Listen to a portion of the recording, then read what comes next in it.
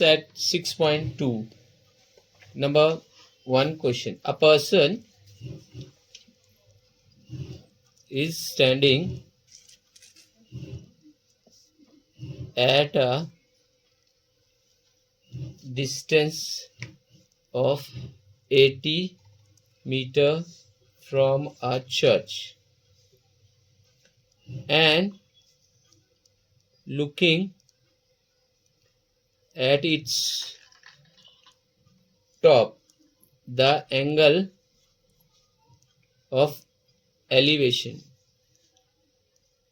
Angle of elevation मतलब नीचे से देख रहा है ऊपर की तरफ, उसका एक एंगल बना हुआ है. Angle of elevation is of 45 degree. उसका कितना डिग्री है? 45 degree. Find the height of the church. Okay, तो मैं यहाँ पे आपको सिंपल सा बता रहा हूँ. A person is standing at a distance. यहाँ पे खड़ा है बंदा, यहाँ पे वो आदमी खड़ा है. डिस्टेंस कितना है? 80 मीटर है. ओके, और ये जो है एंगल एलिवेशन 45 डिग्री का है. और यहाँ पे हम लोग अल्फाबेट दे देंगे ABC. और ये हाइट है चर्च का. चर्च की हाइट के लिए तो हमको खड़े होके जाना पड़ेगा, फिर मापना पड़ेगा. तो ऐसा नहीं, यहाँ पे हम लोग एंगल लगाए और 45 का एंगल जहाँ से आया, यहाँ से 45 का एंगल लगा. 30 का एंगल भी लगा सकते हैं, 60 का एंगल. तो क्वेश्चन में 45 दिया है तो 45. तो लेट सोल्यूशन में हम लोग कंसिडर करते हैं. सोल्यूशन में हम लोग मानते हैं लेट ए बी क्या रिप्रेजेंट कर रहा है? चर्च. ए बी है हाइट ऑफ चर्च है. क्या है? A B represent the church. यहाँ आप ए बी की जगह पे कुछ दूसरा भी ले सकते हो, कुछ दिया नहीं है. तो आप जो भी डालोगे एक्स वाई जेड, तो X Y is a height of the church, या जो भी आपको दिया रहेगा वो उस हिसाब से रिप्रेजेंट करना है. Okay, A B is the height of the church, represent the church, and C is the position of the observer. Observer means a person standing है, ही इज ऑब्जर्विंग हियर. यहाँ से ऑब्जर्व कर रहा है. Okay, angle A C B is the angle of elevation. A C B जो है angle of elevation, यहाँ से एंगल ऑफ एलिवेशन हो रहा है. तो आप लिख दिए is the angle of elevation. ये चीज सब क्वेश्चन में ये लिखना है, इसको रट्टा मारने की जरूरत नहीं. एक बार समझ में आ गया तो आपको क्वेश्चन समझा रहा हूं मैं, क्वेश्चन के बेस पे लिखते हो. So B C is what? B C 80 है. एंगल ए सी बी कितना है? 45 डिग्री है. ओके, विच इज गिवन, दिया हुआ है. In right angle triangle, right angle है, परपेंडिकुलर है, right angle triangle A B C is 10 45 के सामने ये पता करना है. तो ये क्या अपोजिट है? Opposite upon adjacent. तो आपको ये फार्मूला नहीं लिखना है. अगर आप लिखोगे भी तो आपको मार्क्स कटेगा नहीं. आप लिख सकते हो. यहाँ आपको हर चीज पहले से पता है, मतलब अपोजिट क्या है, एडजेसेंट क्या है, तो मैंने आपको बता दिया हूँ बेसिक. जो देखा नहीं है मेरा बेसिक वाला वीडियो देख लोगे तो आपको समझ में आ जाएगा. ओके, सो अब यहाँ पे क्या है? अपोजिट क्या है? ए बी है. तो ए बी लिख लो. आपको लिखना है फॉर योर इजीनेस. आपके लिए लगता है कि मेरे को आसानी है तो वो आप लिखो. तो A B upon B C. 1045 कितना होता है? 1 होता है ना. ए बी पता करना है, that is the height of the church. और बी सी जो है 80 दिया हुआ है. Therefore A B is equal to 80 metre. तो height of the church A B है और हाइट ऑफ द चर्च ये हमारा कितना आया? 80 आ गया. अब आंसर लिखेंगे the height of the church is 80 meter. Okay, number second, from the top of a lighthouse an observer looking at a ship makes angle of depression. Angle of elevation मतलब नीचे से ऊपर, और डिप्रेशन मतलब नीचे आना, ऊपर से नीचे देख रहा है वो. ओके, तो जो लाइट शिप को बता रहा है कि भाई तेरे को ये साइड में आना है, शिप को मालूम पड़ता है, डायरेक्शन मालूम पड़ता है कि हम डायरेक्शन में जा रहे हैं, लेकिन किनारा जो एग्जैक्ट किनारा होता है उसको ना लाइट मैन जो रहता है ना उसको लाइट दिखाता है कि तू इस तरफ आ, उस तरफ मत जा. तो फोकस वो करेगा, तो फोकस देख के वो आता है, तो वो कुछ हाइट पे बैठता है. उसके बारे में दिया. उसका डिप्रेशन कितना है? 60 डिग्री है. If the height of the lighthouse is 90 metre, वो जहां बैठा है नीचे से लेके ऊपर तक की उसकी हाइट जो है 90 मीटर है. Then find how far the ship is from the lighthouse. तो कितनी दूरी पे है पता करना है, तो आप पता कर सकते हो कि कितनी दूरी में है. √3 की वैल्यू दी है, तो √3 जहाँ आएगा उसकी जगह पे 1.73 आपको लिखना है. ये 3 मार्क्स में आता है, क्योंकि थोड़ा बच्चे लोग इसके अंदर कंफ्यूज हो जाते हैं. तो 3 मार्क्स का है, 2 मार्क्स का है, ऐसे ऐसे टाइप के, ये टाइप के 3 मार्क्स से आते हैं. तो ये जो है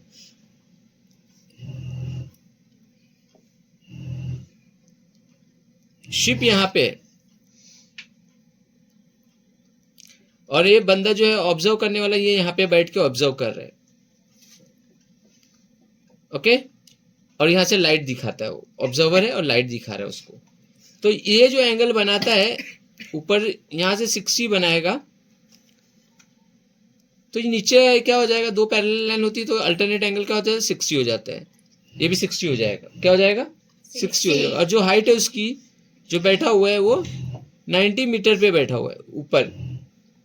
तो यहाँ पे B, यहाँ पे A लेते और ये C ले लेते. तो ये हमारा एंगल बना रहा है, एंगल अपोजिट, और ये हमको पता करना है कि लाइट हाउस से लेके बोर्ड कितनी दूरी पे है, पता करना है. तो देखो हम लोग कुछ मेजर नहीं करें, हम लोग ऑटोमेटिकली हमको सब मालूम पड़ रहा है. एंगल बराबर बनाना है, एंगल ऑफ डिप्रेशन या एंगल ऑफ एलिवेशन बराबर बनाना है. यहाँ डिप्रेशन है मतलब ऊपर आदमी बैठा होगा. ओके, तो ये BC आपको पता करना है. तो अपोजिट अपॉन एडजेसेंट किस में आता है? 10 में ही आता है. अभी यहाँ पे भी हम लोग कंसीडर करेंगे सोल्यूशन में. क्या सोल्यूशन करेंगे? लेट सेगमेंट और साइड AB क्या है? रिप्रेजेंट मतलब बताता है, is the light house. C is the position of the ship. Okay, ship की जगह जो है C जहां पे है वहां शिप है. Okay, AD is what?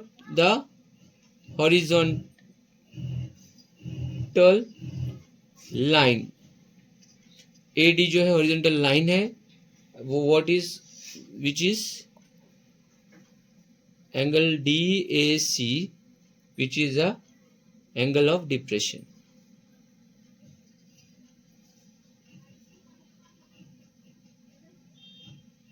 तीन मार्क्स में अगर ये आप नहीं लिखोगे तो आपको मिलेगा मार्क्स 2 मिलेगा, क्योंकि आपको वो चीज को वॉट एवर यहाँ पे इंडिकेट कर रहे हो फिगर में, वो आपको मालूम होना चाहिए. और ये बच्चे लोग यही नहीं समझ पाते, इसके लिए भारी पड़ता है, इसको छोड़ देते. लेकिन आप लोग को भारी नहीं पड़ेगा, आप लोग को पूरी तरह से मैं समझा दी हूँ. आप लोग खुद शिप क्या है, क्या कहाँ पे ऑब्जर्वर है, सब समझ में आ जाएगा. 2 बार 3 बार आपको प्रैक्टिस करना पड़ेगा इसके लिए. Okay, AB is equal to 90 meter and DAC is equal to 60 degree, which is given. ये गिवन पार्टी अभी हम लोग कर रहे इतना देर तक.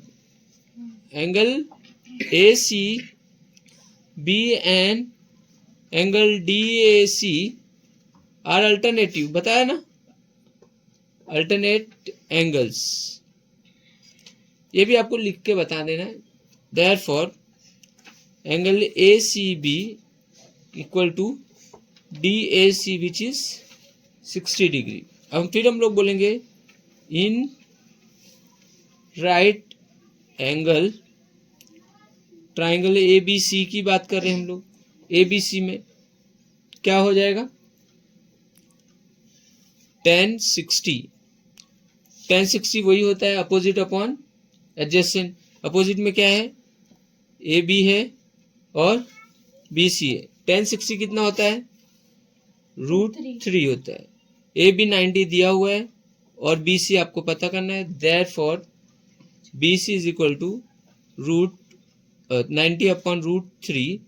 अब इसको फिर से हम लोग वो करेंगे, मतलब √3 को हटाना है, याद है आपने किए थे 9th में, तो √3 जो नीचे रहता है उसको माना नहीं जाता, उसको ऊपर कर दो, नीचे से हटाना है, तो √3 हटाने के लिए √3 से ही मल्टीप्लाई करेंगे। Therefore BC is equal to, what is BC, 90 upon √3, √3 3 3 जा √3 से 3 हो गया और ये 90 हो गया। Therefore BC is equal to 90 √3 3। अब 3 1 जा 3 3 जा इज इक्वल टू कितना हो गया, 30 √3 हो गया। कितना हो गया, 30 √3। तो 30 √3 की वैल्यू दी थी, याद है मैंने बताया था, क्या दिया हुआ है 1.73, तो वो क्या हो जाएगा अपने 1.73। Therefore BC is equal to 51.9 metre, इतनी दूरी पे है।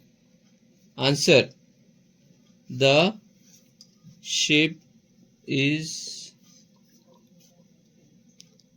at the distance of 51.9 meter from the lighthouse. Okay, okay, two buildings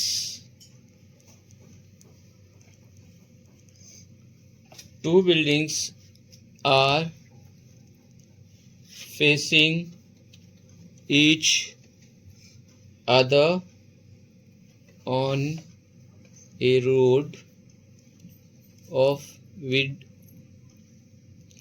12 meters from the top of the first building,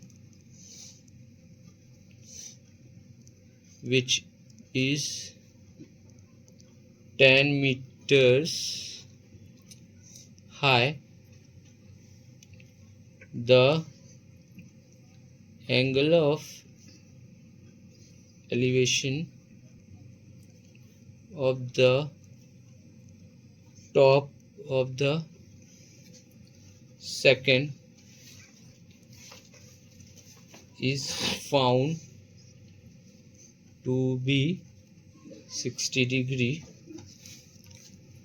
What is the height of the second building? Okay, ये भी 3 marks का ही आता है। बोले कि 2 बिल्डिंग है, एक की जो हाइट है एक दूसरे को फेस कर रहे और एक की हाइट जो है दिया हुआ है, पूरा क्वेश्चन से पढ़ते। 2 building are facing each other, तो यहाँ पे दिखा रहा हूँ मैं, 2 बिल्डिंग एक दूसरे को फेस कर रहे। एक बिल्डिंग है, हाँ, और दूसरी बिल्डिंग यहाँ पे। ये बिल्डिंग हमको पता नहीं कितनी ऊंची है, बोल रहा है, बताया नहीं अभी हम लोग को, तो मैं 2 बिल्डिंग है ऐसे एग्जाम्पल पे बता दियो। एंड उसका जो रोड है दोनों की बिल्डिंग के बीच में, वो रोड जो है उसका विड्थ है, चौड़ाई है 12 मीटर है। ओके, फर्स्ट बिल्डिंग जो है वो 10 मीटर है, तो ये 10 मीटर हम लोग मान लेते ये है। ये यहाँ से ऊपर से 10 जो पहली बिल्डिंग है उसके ऊपर से एंगल का एलिवेशन करता है और 60 डिग्री का एलिवेशन मारता है दूसरी बिल्डिंग की हाइट पता करने के लिए। क्या के लिए एलिवेशन कर रहा है? दूसरी बिल्डिंग की हाइट को चेक करने के लिए। तो दूसरी की बिल्डिंग की जो भी हाइट होगी पता नहीं हम लोग को, ऐसा है। और यहाँ से ये इसको वो 60 डिग्री यहाँ से चेक कर रहा है वो। ओके, तो ये ए हो गया, ये बी हो गया।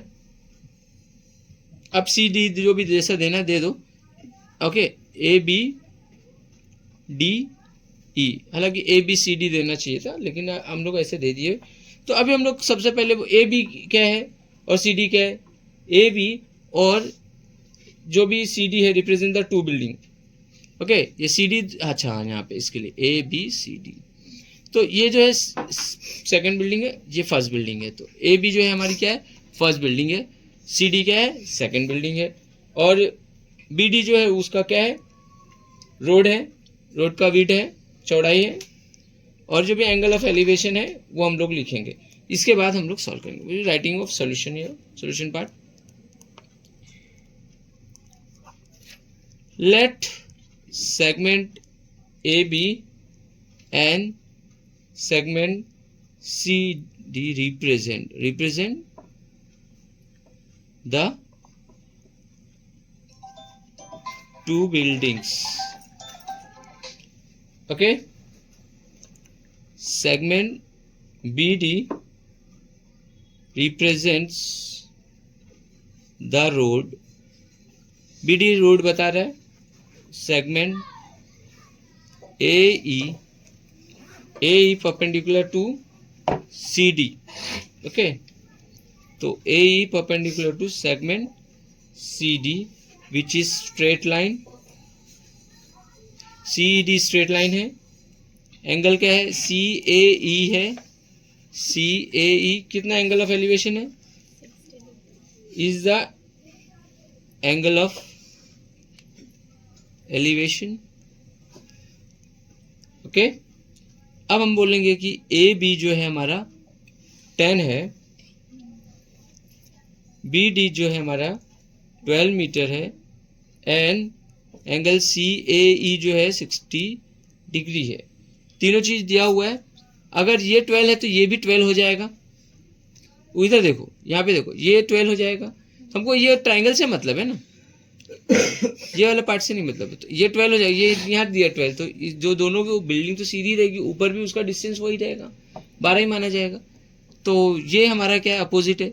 Opposite upon adjacent. फिर हम लोग उसी का लगाएंगे फार्मूला, 10 का ही फार्मूला लगाएंगे। ओके, तो हम यहाँ पे पहले बताएंगे कि ये ट्राइंगल स्क्वायर के फॉर्म में है। ओके, एक रेक्टेंगल के फॉर्म में। It's A B D E is a rectangle form. DE is equal to AB is equal to 10। अगर ये 10 है तो ये भी 10 हो जाएगा। बिल्डिंग के नीचे वाली पार्ट की हाइट हमको मालूम पड़ गई इतनी कि 10 है। ऊपर का CE बस पता करना है। क्या पता करना है, AE कितना है, BD के जितना है, which is 12, which is opposite side. दोनों क्या है, opposite sides of rectangle are equal. Equal होता है, आर इक्वल लिखना है तो लिखो, नहीं लिखना है तो नहीं लिख सकते, अप टू यू। ओके, तो हमारा अब इसमें क्या आएगा, इन राइट एंगल। राइट एंगल क्या है, ट्राइंगल CEA। बाय डेफिनेशन 10 60 हो गया। अपोजिट क्या है, CE अपॉन AE। 10 60 कितना है, √3 है। ओके, CE और AE कितना है, 12 है। Therefore CE is equal to 12√3। 12√3 का अगर सब्स्टिट्यूशन के लिए 12√3 का वैल्यू दिया है तो अब हम करेंगे, नहीं तो हम लोग ऐसे ही लिख देंगे। तो अब CD के अंदर क्या है, CE प्लस DE जो हम लोग ने लिखा था, DE 10 है। तब हम लोग बोलेंगे CD जो है हाइट ऑफ द क्या है, सेकंड बिल्डिंग है। तो height of the second building में CE प्लस DE लिखे तो DE लिख देते। C कितना आया, 12√3। DE कितना आ रहा है, 10। तो ये दोनों प्लस नहीं कर सकते, तो हम लोग क्या लिखेंगे, ऐसे सेम ऐसे एज इट इज लिख के इतना मीटर है। √3 की वैल्यू अगर डालते हैं तो आप प्लस करके लिख सकते हो। यहाँ पे ये स्ट्रेट लाइन है CED, okay. Therefore answer what? The height of second building is 12√3 plus 10 meter. Okay. Number 4, two poles of heights 18 meter and 7 meter are erected on a ground.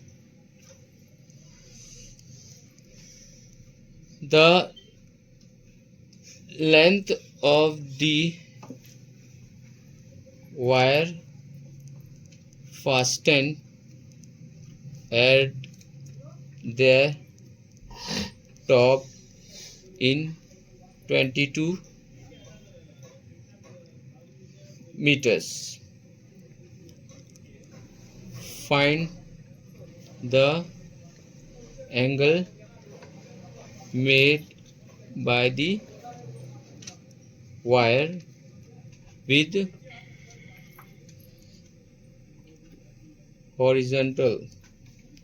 तो अभी यहाँ पे ना हमको साइड या अपोजिट या adjacent या हाइपो कुछ नहीं पूछा, हमको पूछा है टीटा। टीटा को बताने की टीटा कितना एंगल बनाएगा अगर दो पोल है, एक 18 पोल है और हाइट जो है 18 है और एक का 7 है। They erect on the ground, okay. Erect हो गया हुआ है मतलब टेढ़ा मेढ़ा हो रहा है। लेंथ ऑफ द वायर, उसका वायर कितना वहां से वहां तक आ रहा है, दिया हुआ 22 मीटर दिया हुआ है। तो सॉरी,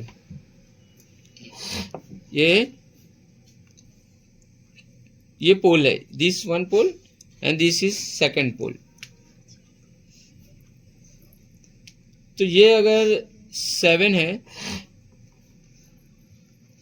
दिस A B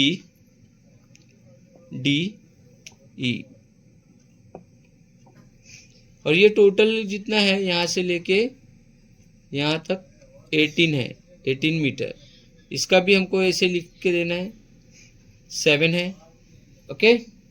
यहाँ पे एंगल ऑफ एलिवेशन पता करना है और ये जो है हाइपो 22 मीटर है, 22 मीटर है। और ये C है हमारा, C है AB, और AB क्या रिप्रेजेंट करता है? पोल। और CD क्या रिप्रेजेंट करता है? पोल। पहले हम लोग ये लिखेंगे कि भाई ये दो पोल है और AC जो है लेंथ ऑफ द वायर फास्टेन है, मतलब वायर को पास किया हुआ जैसे। तो पहले हम लोग ये बेसिक लिख लेते, फिर हम लोग करेंगे सॉल्यूशन। लेट AB, सेगमेंट लिखना रहता है, सेगमेंट नहीं लिखा मैं, अब लेट यहाँ पे लिख देता हूँ सेगमेंट। सेगमेंट मीन्स साइड होता है।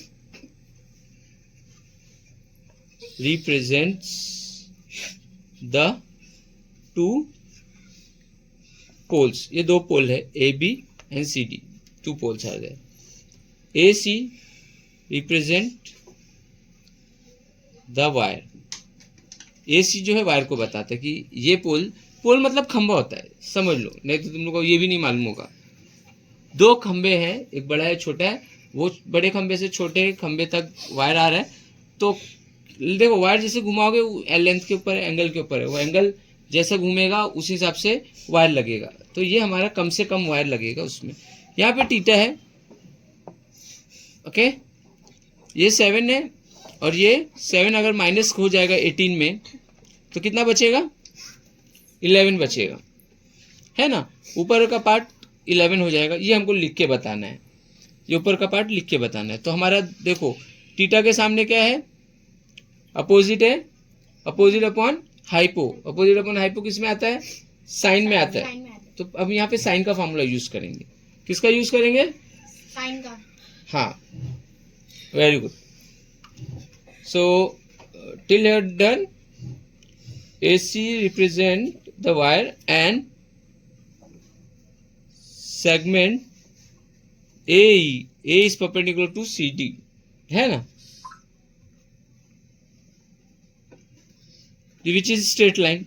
यहाँ पे हम लोग लिख लेंगे स्ट्रेट लाइन है CED. और AB कितना है 7 मीटर है, CD कितना है 18 मीटर है, and AC is equal to 22 metre which is given. CAE is the angle made by the wire. तो एलिवेशन जो भी है या डिप्रेशन हमको नहीं मालूम है, क्योंकि यहाँ पे हम लोग को बस पूछा हुआ उसका बताओ थीटा कितना होगा. Wire with the horizontal, let CAE is equal to theta. CAE जो है थीटा मान लेते हैं, क्योंकि हमको थीटा ही फाइंड आउट करने का है. तो थीटा भी हमको कंसीडर करना पड़ेगा कि भाई थीटा है, मतलब थीटा इज एनी एंगल, कुछ एंगल हो सकता है.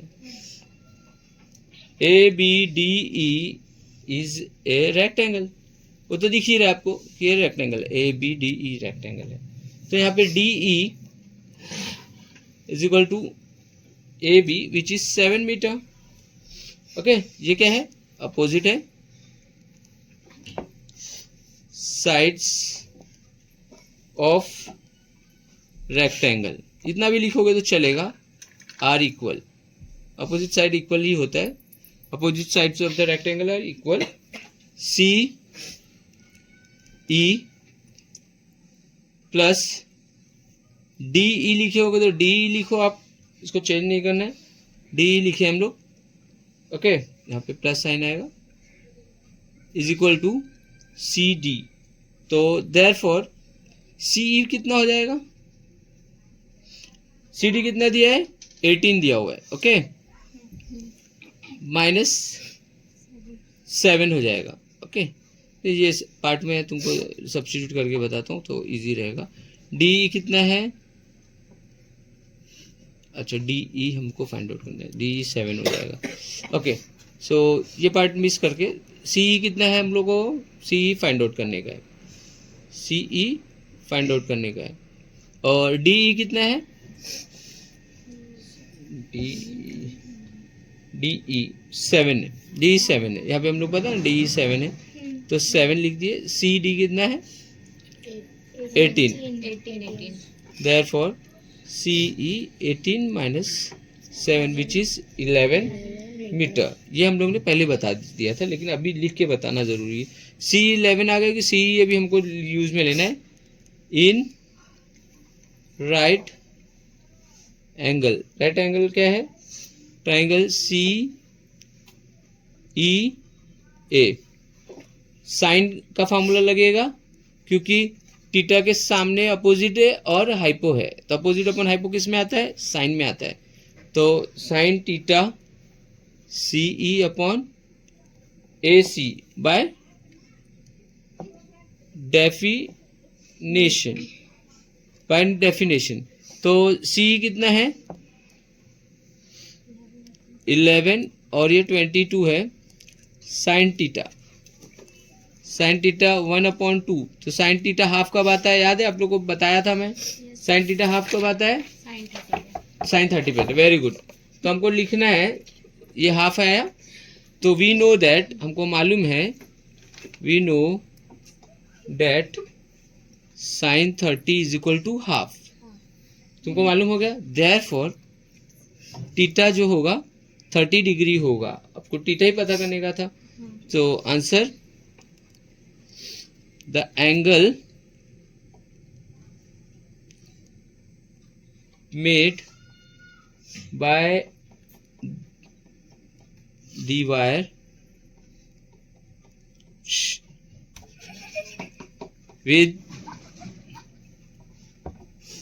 with the horizontal is 30 degree. Okay, 30 degree बता रहा है, तो एंगल जो भी क्रिएशन हो रहा है 30 डिग्री का है. Number 5, a storm broke storm broke. Storm किसको बोलते हैं? आंधी तूफान आया। अ ट्री, आंधी तूफान ने एक पेड़ को तोड़ दिया। And tree top rested,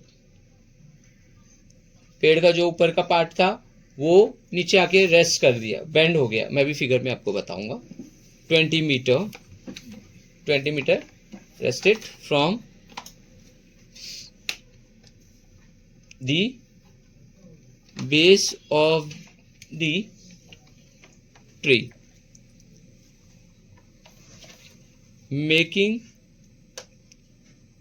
an angle of 60 degree with the horizontal. Find the height of the tree. This is about 4 marks. This is just for basic understanding here. आपको बेसिक अंडरस्टैंडिंग है और बेसिक अंडरस्टैंडिंग आपको समझा दे रहा हूँ। अभी सबसे पहले ये एक पेड़ है, मान लेते हैं हम लोग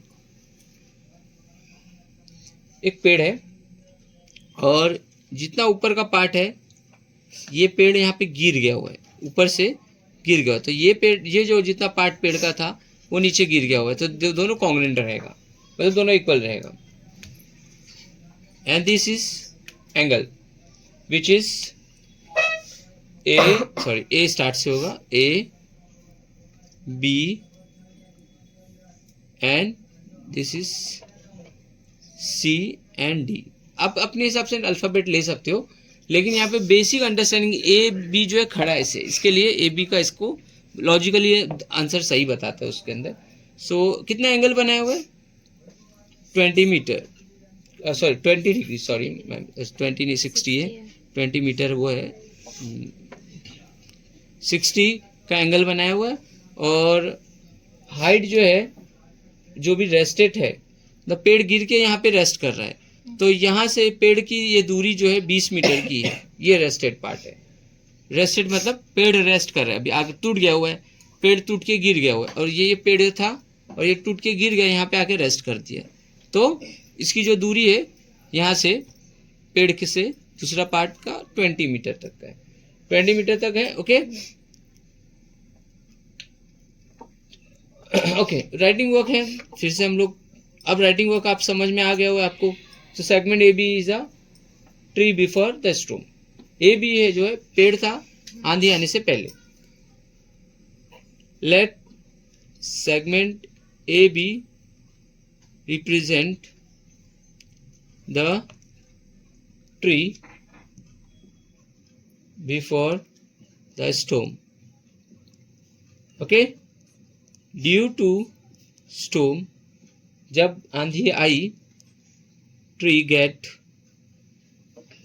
ब्रोकन, पेड़ टूट गया। एट सी, सी के पास से टूट गया। ब्रोकन पार्ट ए सी, जो ब्रोकन पार्ट है ए सी ऊपर का था, ए सी जो हो गया क्या हो गया? सी डी के बराबर हो गया, मतलब वो ए सी जो नीचे आ गया उसको सी डी हो गया। Okay, broken part A C take the position C D, therefore AC is equal to CD, which is equation 1। अपने ओन में लिख सकते हो, कोई ज़रूरी नहीं है कि सेम जैसा मैं लिख रहा हूँ लिखो। तुमको समझ में आएगा ना, तुम आगे पीछे भी लिख सकती हो, लेकिन सिस्टम से लिखने लगोगी तो तुमको इजी लगेगा बस। BD क्या है?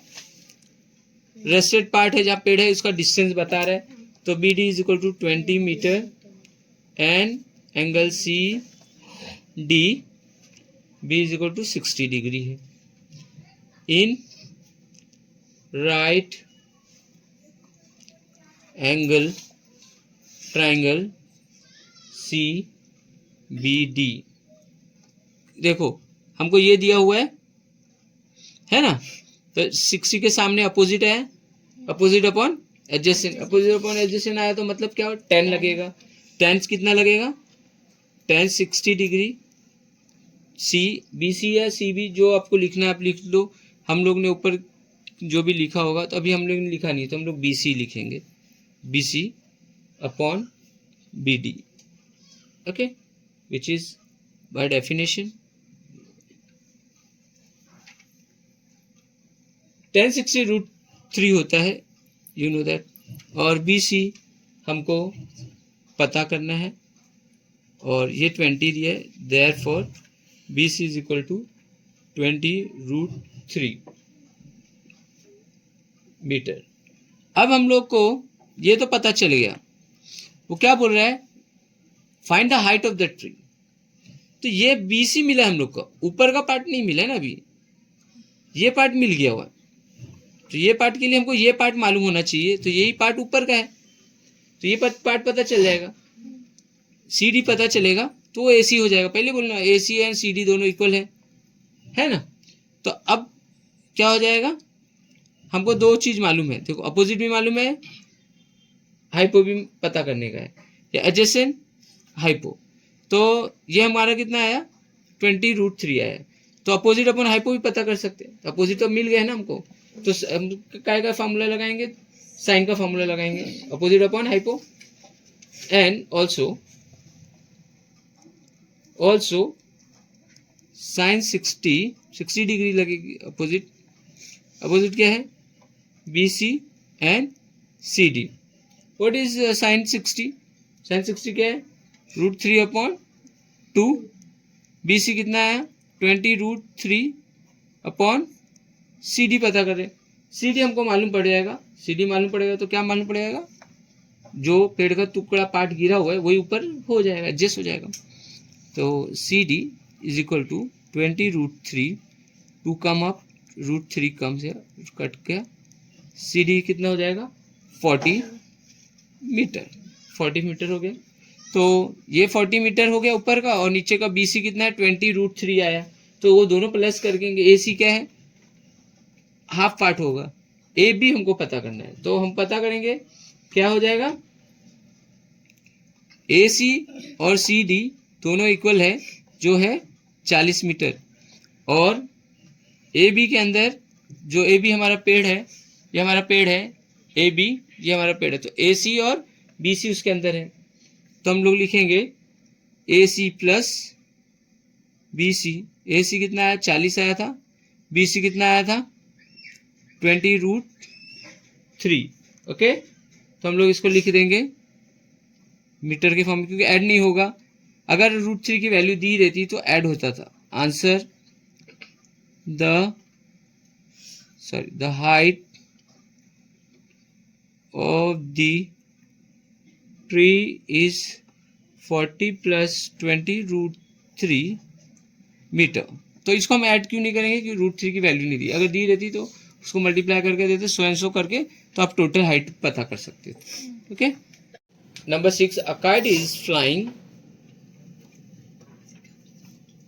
at a height of 60 meter above the ground. The string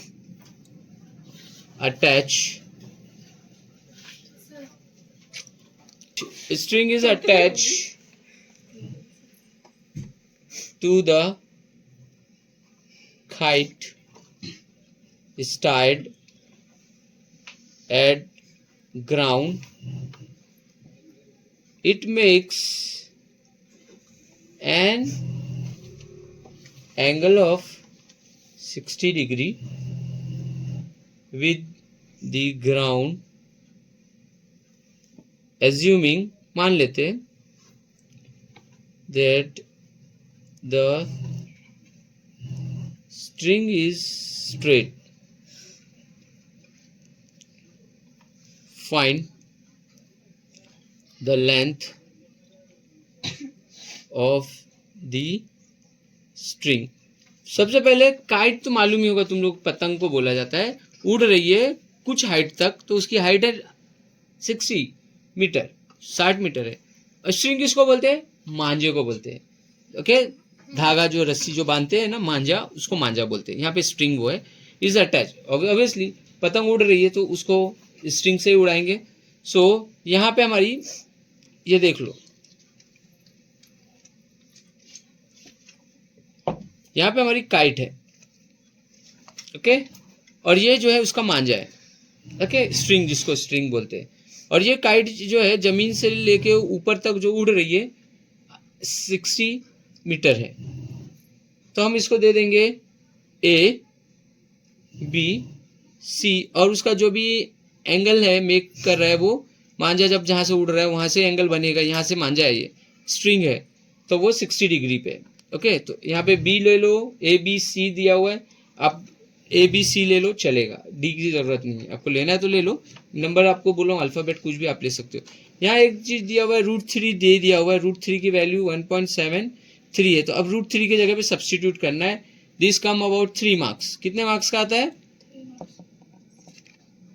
3 marks से। सॉल्यूशन में हम लोग लिखेंगे let A B represent the position, sorry A B लिखा ही नहीं, A B represent the position of kite, sorry A है, एक जगह पे काइट है ऐसा बता रहा है, मैं ए बी लिख दिया हूँ। A B is the height of the, है ना, काइट कितने हाइट पे है। A is represent position of kite, A जो है वहां काइट है, देखो मैं काइट बनाया हूँ, पोजीशन ऑफ काइट, सॉरी यहाँ this is not a B, this is A. Segment B C, B C है, रिप्रेजेंट द सरफेस, ये सरफेस है, जमीन है, on the ground.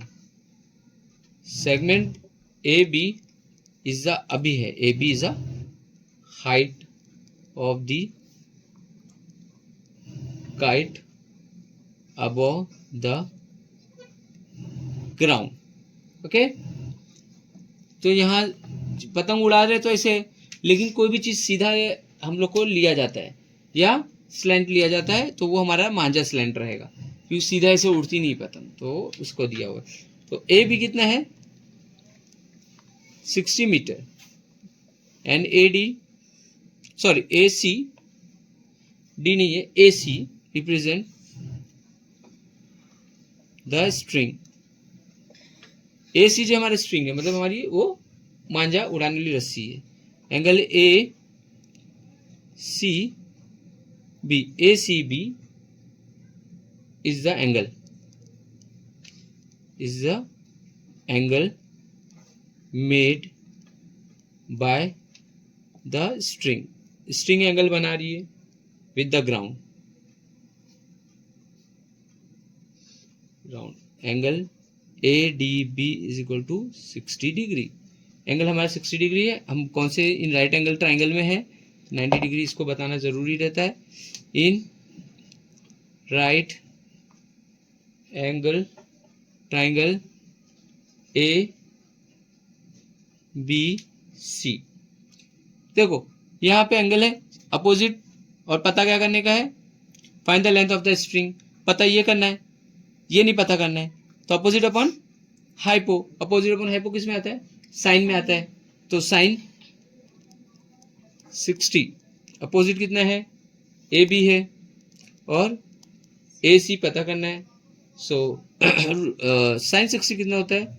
√3 upon 2, A B 60 है, ए सी पता करना है, देयरफॉर ए सी 60 मल्टीप्लाई √3। अब यहाँ √3 दिया हुआ है, √3 का हम लोग इसको रेशनलाइज कर देंगे, मतलब √3 को मल्टीप्लाई कर देंगे, क्यों नीचे √3 है हमारा, तो इसको हम लोग यहाँ पे मैं बाजू में बता देता हूँ, 60 मल्टीप्लाई बाय √3, तो ये 3 हो जाएगा, ओके। तो इसका आंसर यहाँ पे देना पड़ेगा, थोड़ा सा गलती हो गई, ए सी 60 टू √3 अपॉन 3, 3 1 जा 3 2 जा 20, तो 40 √3 कितना है? √3 की वैल्यू ले लेते हैं 1.73, इसको मल्टीप्लाई करेंगे तो कितना है आएगा? मल्टीप्लाई हो रहा है, ओके, 40 मल्टीप्लाई हो रहा है, तो आएगा अबाउट 69.2 मीटर आएगा। Therefore AC is equal to 69.2 metre है। ये क्या है, मांझा जो स्ट्रिंग का लेंथ है। तो हम लोग आंसर लिखेंगे, the length of the string is 69.2 metre. Okay, this is your final answer. Plus minus बराबर सही से करना। ओके।